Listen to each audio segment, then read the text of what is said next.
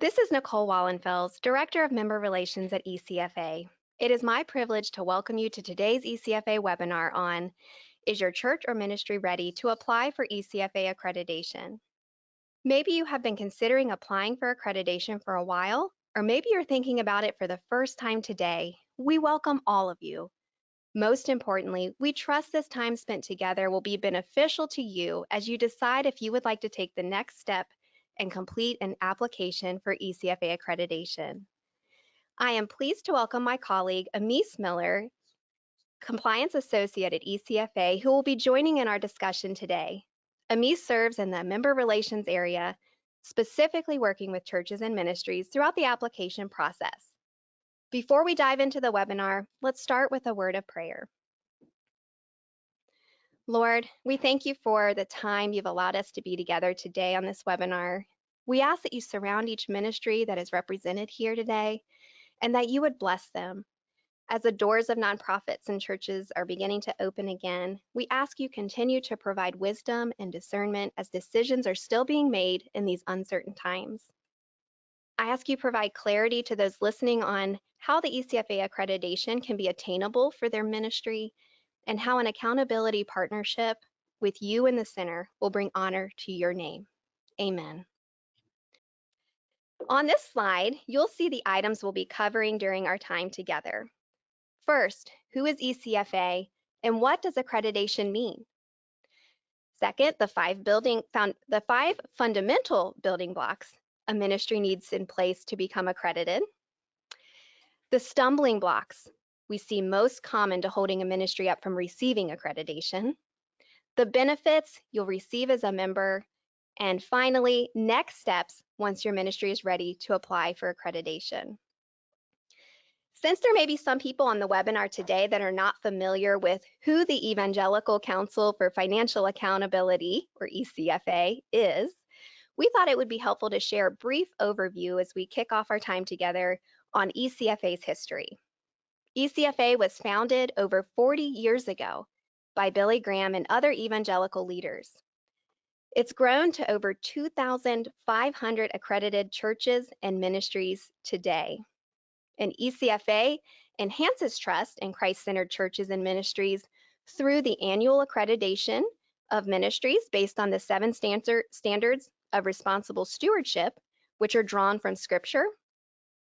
And ECFA promotes financial accountability and best practices through our resources. So the next slide really talks about what is accreditation. You know, we mentioned that that is the core of how ECFA enhances trust with Christ-centered ministries. So the way that this is done is through the accreditation process. So what does accreditation mean for ministries? This is a voluntary commitment to financial integrity and accountability before givers and a watching world. And you're in the right place because it begins with the application process and it continues after that process and upon approval of membership with an annual review of the ministry's compliance with the ECFA standards. As we're working with ministries throughout the application process, there are foundational building blocks that need to be in place. By having these building blocks as the foundation of your ministry, you will be best positioned for the ECFA application process. This is where we want to spend the bulk of our time together today, helping your ministry understand what building blocks you should have in place as you consider applying for accreditation. My colleague Amis is going to start us off with the first building block. Thanks, Amis. Thank you, Nicole. Today's webinar presentation will provide 5 building blocks for preparing your church or ministry for the ECFA accreditation application process. Each building block is a distilled derivative of an ECFA standard for responsible stewardship. Our first building block, committed leadership, speaks primarily to leadership and its commitment to its fiduciary responsibility. Building block number 1 asks 2 overarching questions. What is the tone at the top of your organization? And is the board operating in a manner that is in the best interest of the ministry? Building block number 1 is rooted in ECFA Standard 2, which deals with governance, which reads, every organization shall be governed by a responsible board of not less than 5 individuals, a majority of whom shall be independent, who shall meet at least semi-annually to establish policy and review its accomplishments. Let's look at our slide and start by asking questions that will assist with assessing the readiness of your church or ministry in the area of governance. Does your governing board consist of at least 5 members? Does your board meet at least twice a year? Are the majority of your board members independent? Does your board hold ultimate authority in your organization? And is your board committed to the pursuit of ECFA's 7 Bible-based standards?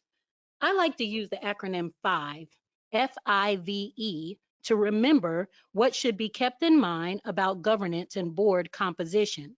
The word five points to the need for the board to consist of at least 5 members. F is for frequency. The full board should meet at least twice a year. This is not just a requirement for ECFA standards. A common indicator of how involved a board is with the oversight and governance of an organization is how often the full board meets, reviews, and provides guidance to the operations of the organization. This is also recognized by financial institutions that provide insurance and underwriting services. A board needs to meet frequently enough to carry out governance and its fiduciary responsibilities.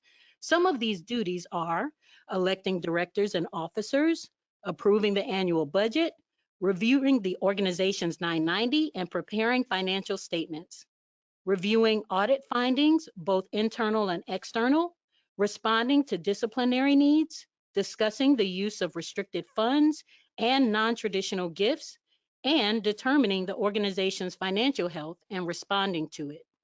All fiduciary responsibilities can be placed in one of 2 categories: loyalty, working in the best interest of the ministry, and care, working toward the best interest with the ministry's mission and integrity in mind. Holding sufficiently frequent board meetings establishes a mechanism for the oversight, review, and authorization of activities that further the mission of the ministry. For more exhaustive commentary on board duties, please refer to ECFA Standard 2 commentary, which can be found on the ECFA website. Let's move on to I. I is for independence. ECFA standards require that the majority of board members be independent. Board independence speaks to the relationship board members have to each other, top-level executives, and staff. It also speaks to the relationship that board members have to the organization. Most independence questions fall into one of 2 categories: familial ties, blood or marriage relationships, and material business ties, which deal with compensation by the organization or subordination to a representative of the organization. Maintaining majority independent board members helps to ensure that official board action will be carried out without partiality or conflict of interest. V is for verifiable ultimate authority. Ultimate authority within the organization must rest with the board. Just to clarify, for the Christian organization, the board is the ultimate human authority. The board, along with the organization, is subordinate to God and the Bible. So what does ultimate authority look like for the ECFA member? And is the board the only authority? The short answer is no. The board is the ultimate human authority, not the only authority. It is very important that the top leaders of the organizations, pastors, CEOs, presidents, can exercise authority in the fulfillment of their roles. Ultimate authority refers to the highest authority, the person or group that makes the final decision, and where the buck stops. And it is where the tone of the organization is set. To know where ultimate authority is in your organization, you must start by examining governing documents such as articles of incorporation, bylaws, charters, and policies. Some areas to consider when examining where ultimate authority lies are How are key individuals removed and who has the authority to remove them? How are key individuals selected and who has the authority to select them? How is voting power distributed? And how is the budget approved and compensation for top leaders set? So we've covered F, frequency, I, independence, V, verifiable ultimate authority, and that leaves us with E, evidence. Evidence of commitment to ECFA's 7 standards. ECFA Standard 1 requires a commitment to Christian values that is verifiable by examination of the organization's statement of faith. This is an important step to demonstrate that your organization can commit to the pursuit of ECFA's 7 standards of responsible stewardship. If your organization has a written statement of faith that adheres to fundamental evangelical pillars of faith, your organization is already committed to the 7 standards of responsible stewardship in concept because every ECFA standard is derived from Scripture. Confirm that your board and top level executives are familiar with the ECFA standards and work toward a commitment to pursuing ECFA membership. Now, let's take a few minutes to look at some of the stumbling blocks that are associated with adhering to this particular building block for ECFA accreditation committed leadership. Stumbling block number 1, the board does not have at least 5 board members. Number 2, the majority of the board is not independent. And number 3, at board meetings, a majority of the board members who attend are not independent. Now that we have spoken about the stumbling blocks associated with building block number 1, committed leadership, let's move on to building block number 2, sound financial management. ECFA membership requires the preparation of financial statements by a licensed independent CPA. Obtaining these documents makes it possible to comply with ECFA standards 3 and 4. Both standards 3 and 4 cover topics key to financial oversight and soundness and the use of resources. Standard 3, financial oversight, states, every organization shall prepare complete and accurate financial statements. The board or a committee consisting of a majority of independent members shall approve the engagement of an independent certified public accountant, review the annual statements, and maintain appropriate communication with the independent CPA. The board shall be apprised of any material weaknesses in internal control or other significant risks. Standard 4 picks up the baton and says, every organization shall exercise the appropriate management and controls necessary to provide reasonable assurance that all of the organization's operations are carried out and resources are used in a responsible manner and in conformity with applicable laws and regulations. Such conformity taking into consideration account and biblical mandates. Financial statements support a sustainable environment in which standards 3 and 4 can be complied with in an organization's operations. Financial statements help leadership assess how and if the tone they have set at the top is manifesting in the activities of the organization. Knowing how effectively resources are being used is necessary to ensuring that operations can continue and the mission of the organization can be met. So you may be asking, how do I go about engaging an independent CPA for the preparation of my organization's financial statements? I'm glad you asked. Let's take a look at our slide. First, let's understand what is required for the engagement. ECFA has different levels of CPA engagement requirements depending on the total annual revenue. Depending on the revenue level, a compilation, review, or audit may be required. The level of time and cost investment necessary correlates to the scope of the engagement. For instance, a compilation requires less time commitment and generally costs less on average than an audit. Find your ministry's engagement requirement in the table so that you can clearly ask your CPA for what is needed and make the appropriate preparations for membership.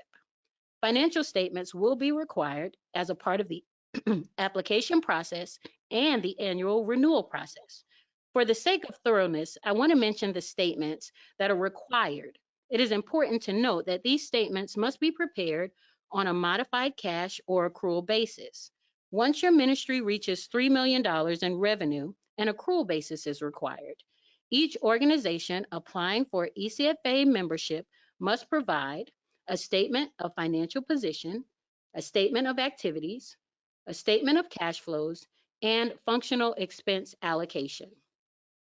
Now that we've had a chance to go over what is required of the CPA engagement, let's go over what you should know about what is required of the person or firm preparing the financial statements.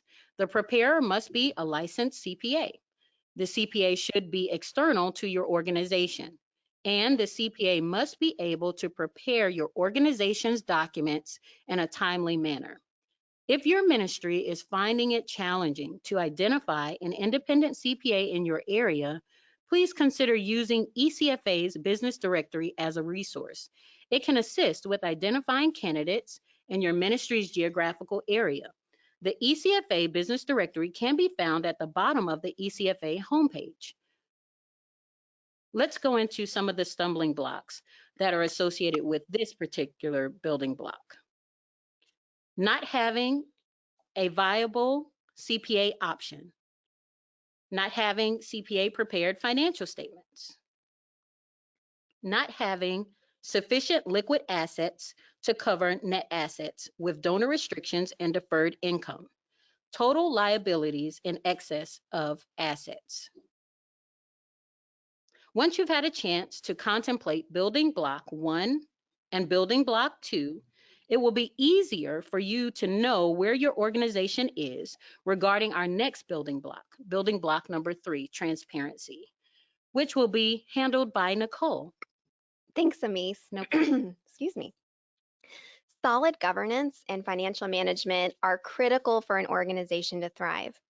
While we're going to cover benefits in full detail later in the webinar, I just wanted to mention that in the areas of governance and financial management, these are both subjects, along with all of our standards, where ECFA provides a vast number of training resources and templates that are available to members.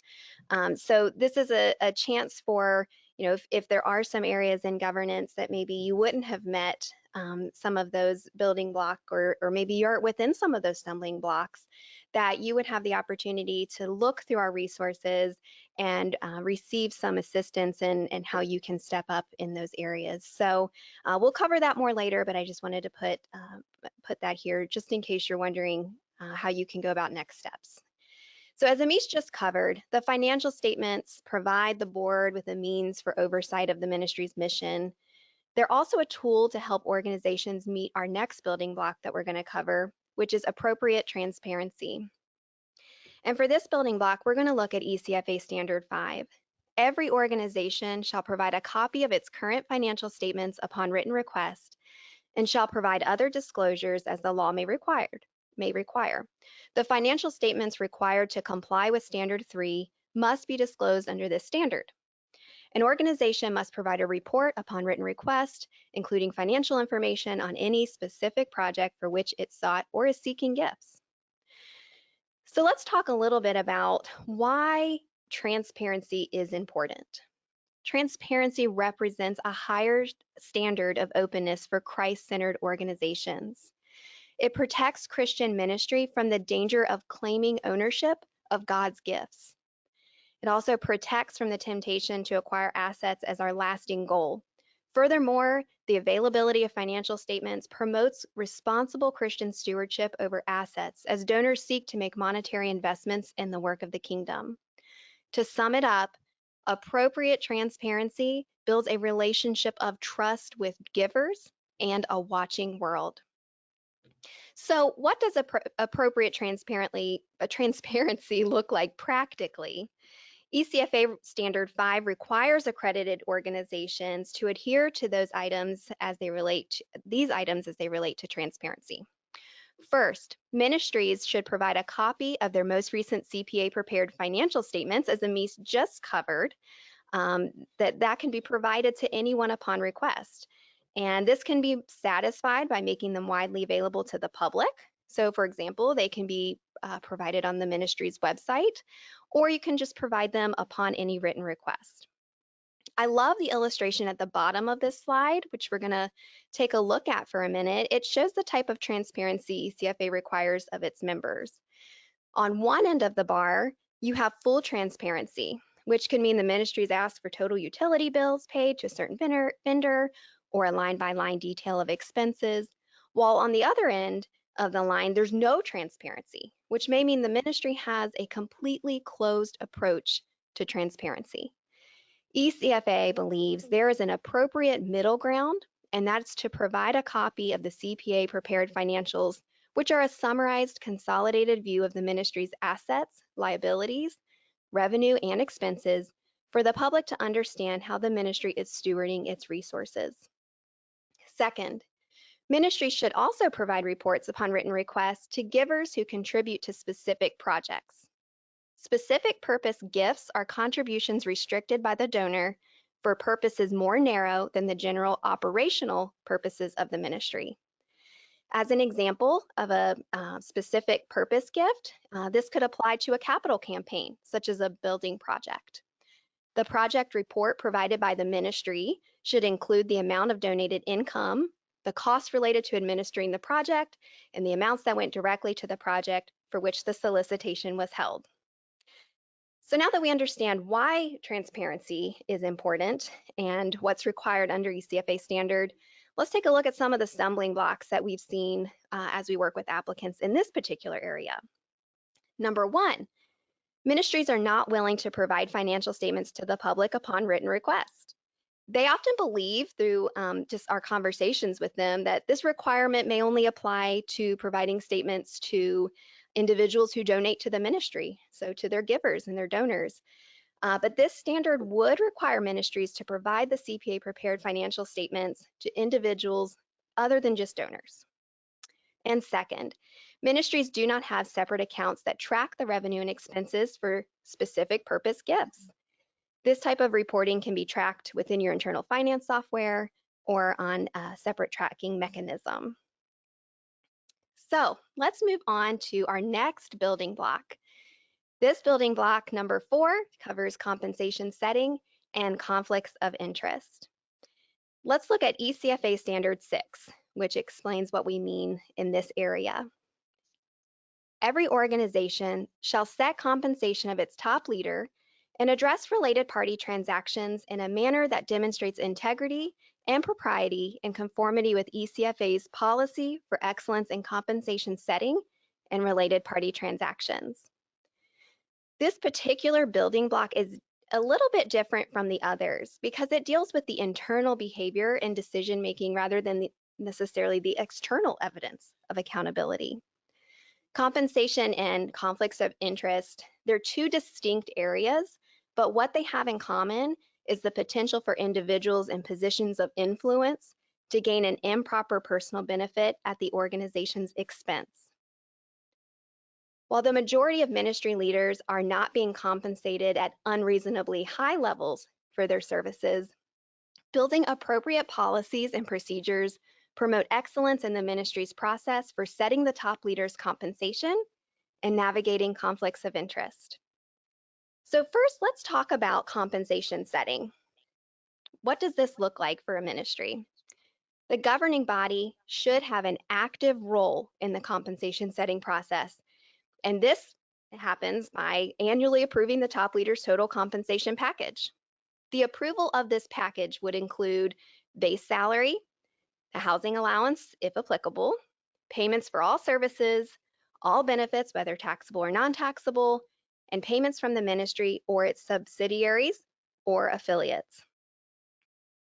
On the next slide, I have on here a sample board resolution within the minutes, and we've included this here because the approval of this compensation should be documented in the board minutes. So you can review this resolution if this is something your ministry is not already doing and you're going to move forward with adopting. So on the next slide, as the compensation increases for the top leader, so should the level of due diligence that the ministry has in terms of setting that compensation. These additional due diligence requirements are specifically laid out in ECFA Standard 6 commentary on our policy for excellence in compensation setting and related party transactions. And I've included the hyperlink here, but at a high level, they include the following. Those participating in the decision-making process may not have conflicts of interest in the decision. The board shall obtain reliable comparability data and refresh it at least every 5 years. And documentation of these steps shall be documented in the governing minutes, as we discussed before.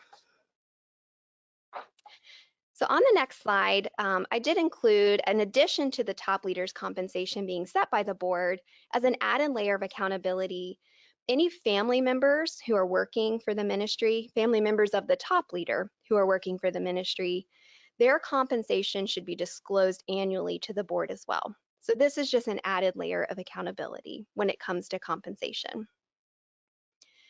The next area of this particular building block covers conflicts of interest. So I want to start off because a lot of applicants ask me, well, what do you define a conflict of interest? Or how do you define a conflict of interest? And I've included our definition here from our standard, that it occurs when a person that's responsible for promoting the interests of the ministry. At the same time, he or she is involved in competing personal interests, financial, business, personal, or relational. So what happens if you have a conflict of interest arise? The ministry should have a plan in place to address the conflicts of interest. This plan includes the following two things. First, a conflict of interest policy. The ministry should adopt a conflict of interest policy that covers key staff and members of the governing body. Any significant business transactions involving a potential conflict of interest should always be considered by the ministry based on this policy. So this policy will really serve your ministry as a guide in walking through how to deal with conflicts of interest on a consistent basis. Additionally, you should have annual disclosures of conflict of interest. So this is a form that can be completed annually by board and top leaders that would require them to disclose any known conflicts of interest. ECFA has a sample conflict of interest policy along with sample annual disclosure templates, which can be found on our resource page, but I've also included a link here on this slide that you can access that. When it comes to the stumbling blocks we often see with compensation setting and conflicts of interest, they would include the following. The first, board is not approving the top leader's compensation. So there's no active role in actually determining the compensation of the top leader. Second, compensation is approved by the board, but it's just not being documented in the board minutes. The board is not notified of compensation paid to the family members of the top leader.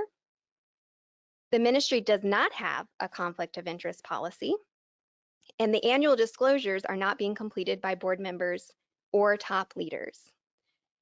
So, Amis, we have covered several of our building blocks, and why don't you take our final building block, which is building block number 5. Will do. Our final building block for today brings into focus the charitable gifts given to ministries and churches. Building block number 5 necessitates a review of fundraising material and stewardship practices. ECFA standard number 7 is the underpinning of our final building block. Standard 7 addresses an organization's stewardship of charitable gifts and consists of 5 pillars. Number 1, truthfulness and communication. Number 2, honoring giver expectations and intent. Number 3, effective charitable gift communication. Number 4, acting in the best interest of the giver. And number 5, ensuring ethical practices when securing gifts. What should be considered when reviewing fundraising material and stewardship practices? Let's take a look at our slide. Does the ministry issue timely gift acknowledgments? If the ministry raises funds for specific purposes, are these tracked separately and expended accordingly? Are fundraising materials or donation materials truthful in communication and accurately reflecting the ministry's current situation? Does your ministry utilize matching or challenge language in its appeal And is the appeal clear? Number 5, does your ministry support missionaries who use deputized funding? 6, if you have any questions about how you can help your particular organization's board be above reproach with regard to fundraising and stewardship, we are suggesting that you consider ECFA webinar Fundraising Trends, Traps, and Integrity Tips. Let's go into the stumbling blocks.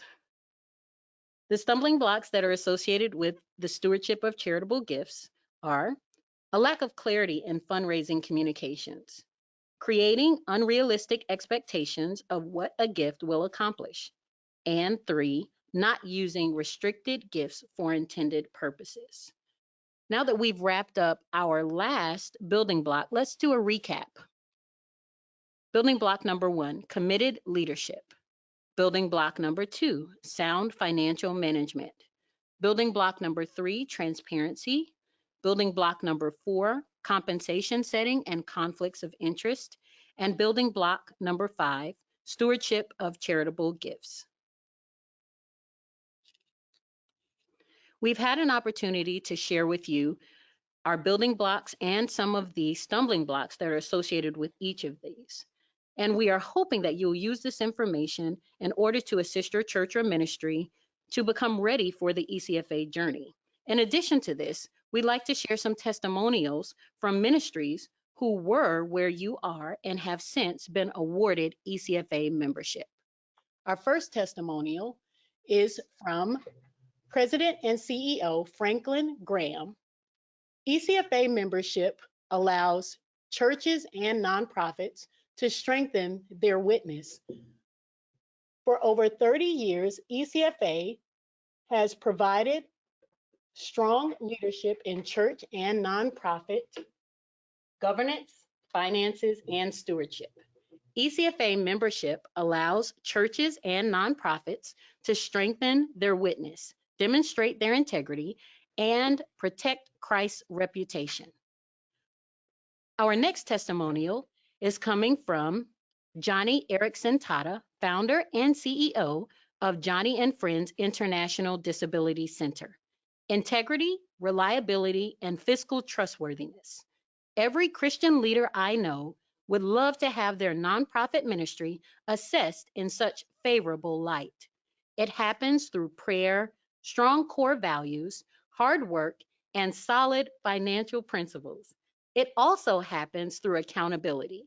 This is why ECFA plays such a critical role in the health of Christian nonprofits. And now that we've had a chance to go through those testimonials, we'd also like to share with you a more recent success story. Back to you, Nicole. Thanks so much, Amise. Um, so we did have a recent applicant that became a member and shared such an exciting testimonial and success story that we thought it would be great to share with you today. So here's what the testimonial said. We completed the application process and were recently approved for membership. The process itself was highly productive and fruitful. We learned where we were strong and where we had issues, and were given the opportunity to course correct. When we had questions or needed help with education, they provided it. Overall, and especially, we experienced that ECFA's entire approach is one of continuous improvement. Their culture is wired to help ministries improve and elevate beyond reproach at all stages of engagement. We didn't have to become members to realize this benefit. We learned and improved throughout the application process. ECFA provided great counsel and resources to address our gap areas. Specifically for smaller ministries like ours, getting access to this actionable knowledge is a significant benefit. So I hope that that helps you understand the heart of ECFA. Our heart is to come alongside ministries, to help you assess where you are, to help you understand maybe some areas that the ministry can put certain things in place that would help you become even stronger, and to provide the opportunity for the ministry to do what it does best, which is to provide assistance and help and love and care to people as Christ has called us to do. And ECFA can provide tools and training when it comes to board governance, financial management, and stewardship of gifts that allow you to have the resources readily available and the help as you need it so that you don't have to worry with finding reliable resources, but we can be a partner and an accountability partner to make sure that you are stepping up in areas where maybe the ministry needs to step up in, but that we're not just leaving you there with asking you to step up, but we're coming alongside you to provide you what you need to do it. So with that being said, this kind of takes us into the next area of the webinar, which is the ECFA benefits. So one of the biggest benefits that I want to mention first of ECFA accreditation is the ECFA seal. So by having the ECFA seal of approval, which you can see at the top of our webinar slides, this seal represents that your ministry has been approved and accredited by ECFA. You're able to provide this on donation materials that you send out to donors on your website, and just gives an opportunity for your ministry or church to share what accountability means by a third party and what we provide to you as a ministry. I know a lot of churches even provide on during their annual business meeting with members an explanation of what ECFA is for the church. So that's the biggest benefit that you have as a member, but there's several others. I know I touched a little bit on it earlier when it came to some of the resources we have. So on the slide in front of you, you see where these are exclusive member benefits. We have the Nonprofit Knowledge Center. So this is an area where we have policies, procedures, and white papers. A lot of the things that we provided to you today in our slides that we linked, they were from our ECFA Knowledge Center. So for example, the conflict of interest policy. We have sample documents that you don't have to reinvent the wheel and create or look at on the web, but you have a solid sample that you can pull from, and it's at least a start. So that's one area. We have live webinars like the one we're doing today. And I would love to mention that on these webinars, they include CPE credits. And so if you're an accountant looking for continuing education, what a great opportunity for you to be able to get some free CPE. Additionally, we have executive compensation data that's located on our website that you can pull from over 2,000 nonprofits to see what other comparability compensation information is available. We have a nonprofit pulse. We also have the church pulse, which is sent out on a regular basis, informing our members on top things that are changing in whether from Capitol Hill or anything that would assist your ministry when it comes to donations or governance or financial management. So we're constantly providing you resources within that e-newsletter. Additionally, I mentioned the ebook. So at the beginning of the webinar, I mentioned the ebook we're giving away. This is a great sample of the ebooks that we have available in our Knowledge Center. Annual tax guides. I know for all of the finance people in the room, we're all saying thank you.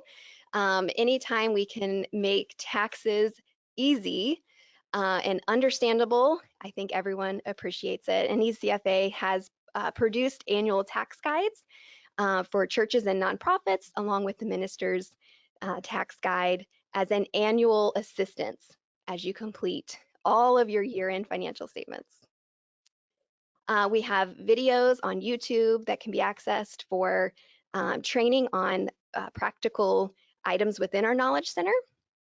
And we also have a board score, which I would love to highlight today. The board score is a chance for your board to assess how they are in terms of operating as a board, how healthy their board is. So if you even today, after the webinar, want to take a look at that on our website and provide that information to your board, that's a great tool for them to use.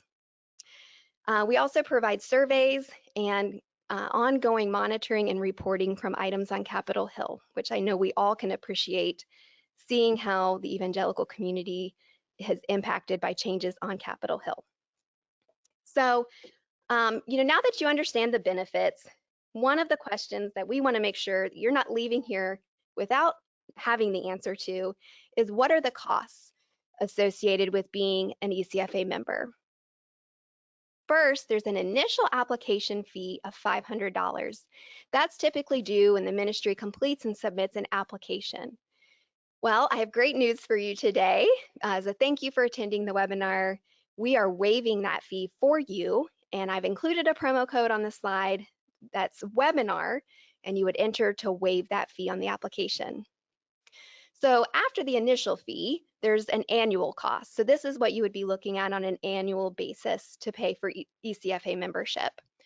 The first, there's two different fee schedules. They are sliding scale fee schedules. The first is the nonprofit, which those are based on annual cash contributions, and then the church fees are based on average weekly attendance. So as far as ECFA costs, that's all that's involved. As Amis mentioned earlier about the financial statement requirement, that is not, the financial statements are not prepared by ECFA, they're prepared by an independent CPA. So as you're evaluating the cost of becoming ECFA accredited and you don't have financial statements yet, that's just something that you would need to account for and budget for in the process as an annual cost. But again, that's not paid to ECFA. On the next slide. So now that we've given you all this great information, you may be asking, okay, so how do I know when I'm ready to apply? We've provided you the 5 foundational building blocks, which is a great start, and some stumbling blocks that, as we've worked with applicants, we've commonly seen as hindrances to becoming accredited. But maybe you're just still unsure. Maybe there's just some more questions you have. Well, we have a great opportunity for any applicants that are just maybe on the fence still, or really just want to talk about their specific situation before they decide whether they're ready to move forward. We have an opportunity for you to schedule a time for free coaching with a member of our compliance team, which, Amis and I are both on the compliance team, but a member of our team will be happy to help you and assess your current readiness or answer any questions as you continue to decide if this is the right fit for you. If you're interested in a coaching appointment, you can email applications@ecfa.org.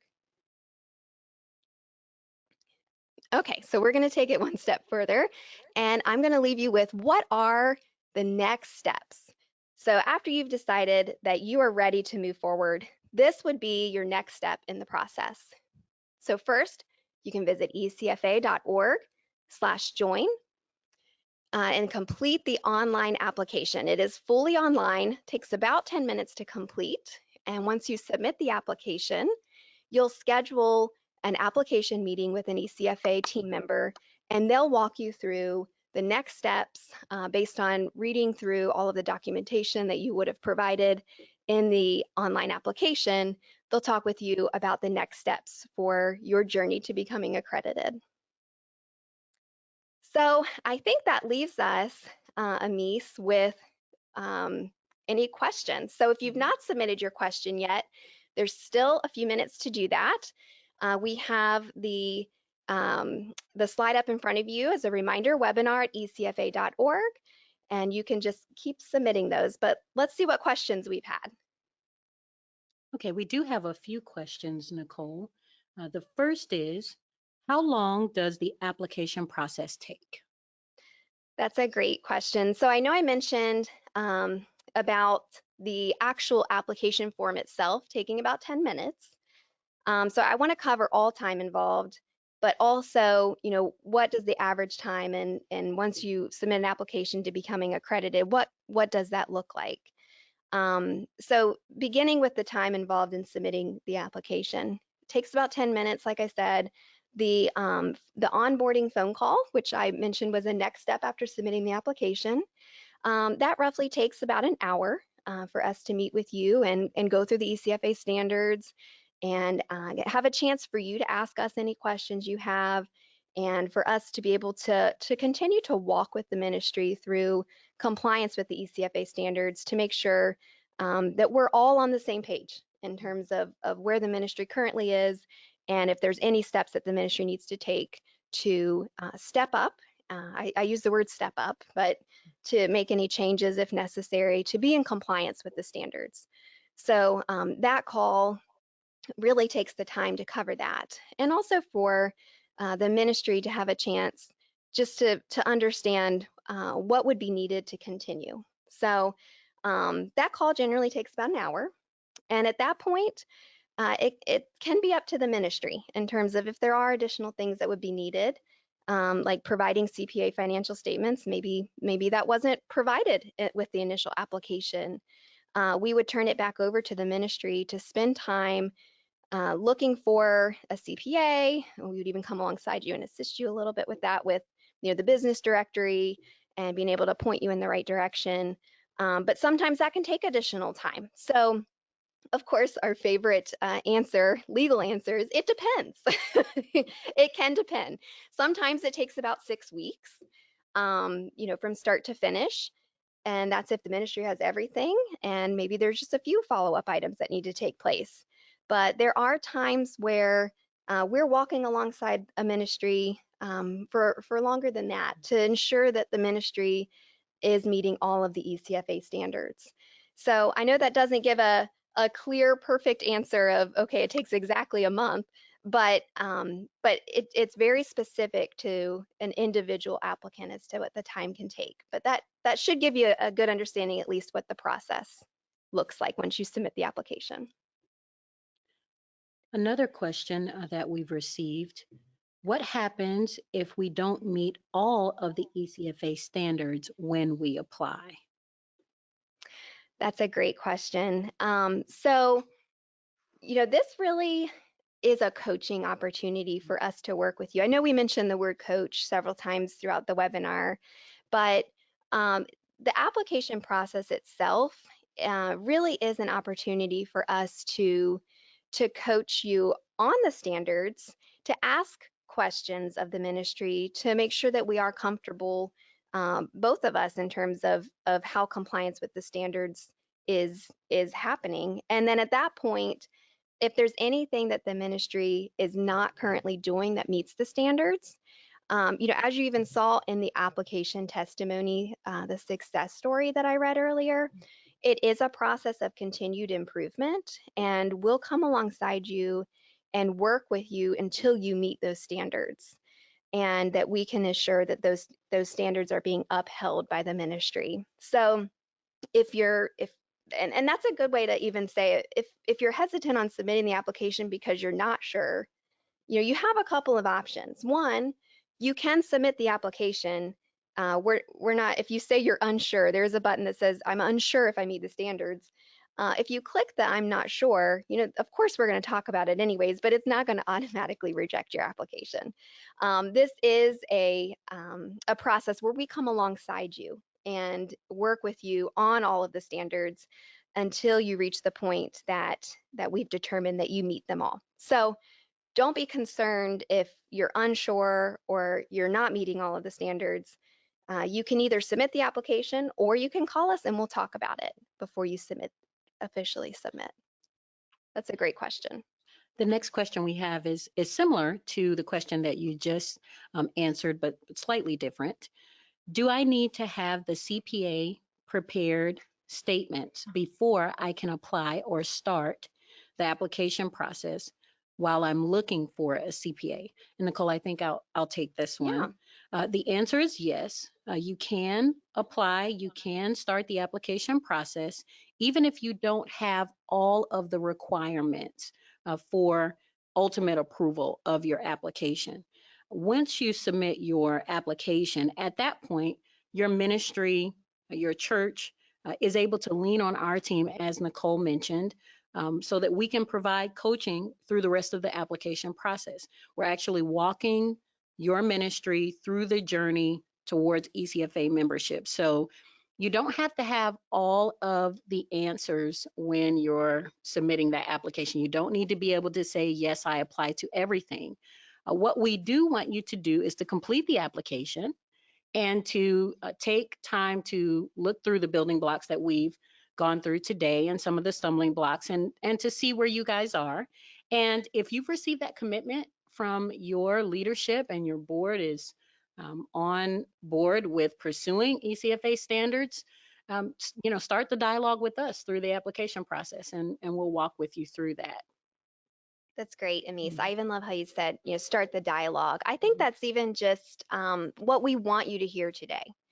I love that we were able to give you these foundational building blocks, but what I would love for you to take away today is let's start the dialogue together and talk about it. And every organization, every ministry, every church, everyone's different in where they are in their own journey.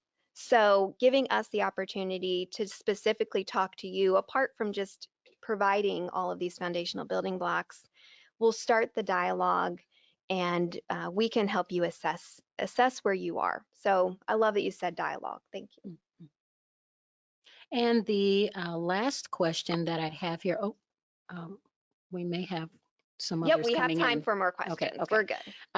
This next question is, what happens after I submit an application? That's great. And I may have covered some of this earlier, but I just want to make sure that I really can help you understand so it's not a complete mystery.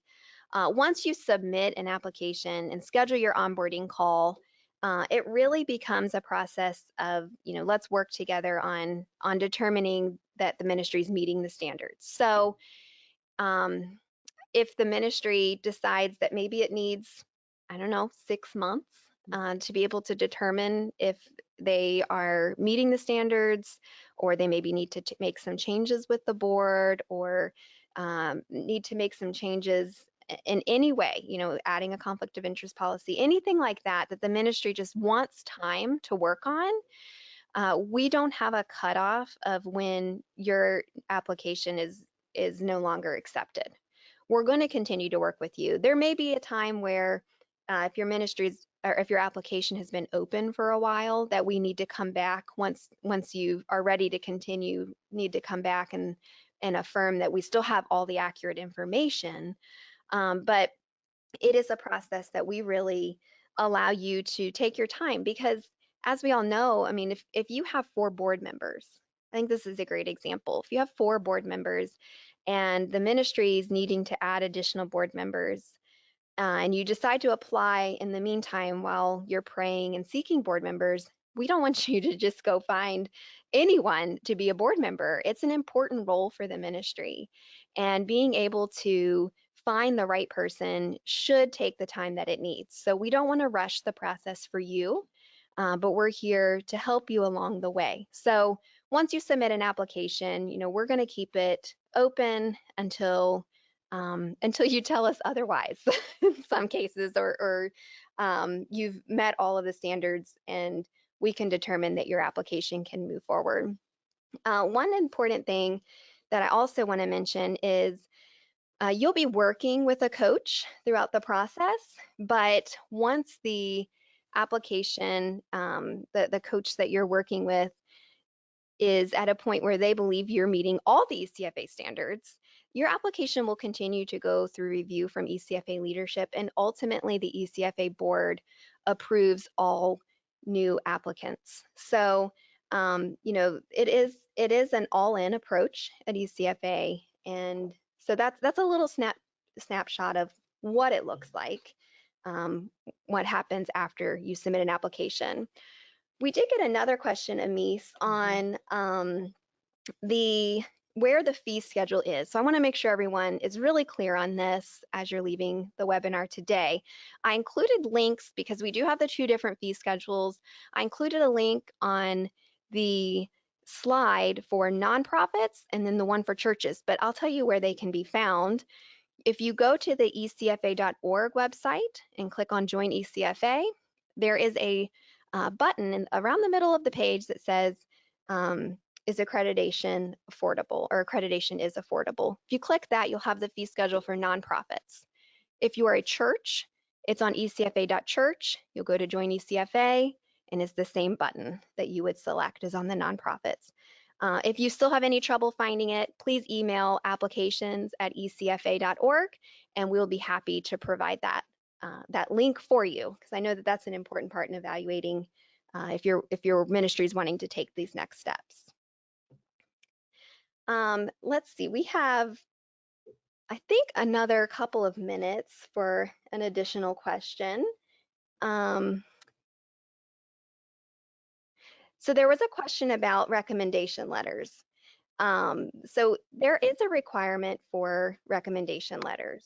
Still, the question I should say reads, is the need for 2 current ECFA members to recommend us for membership still a step?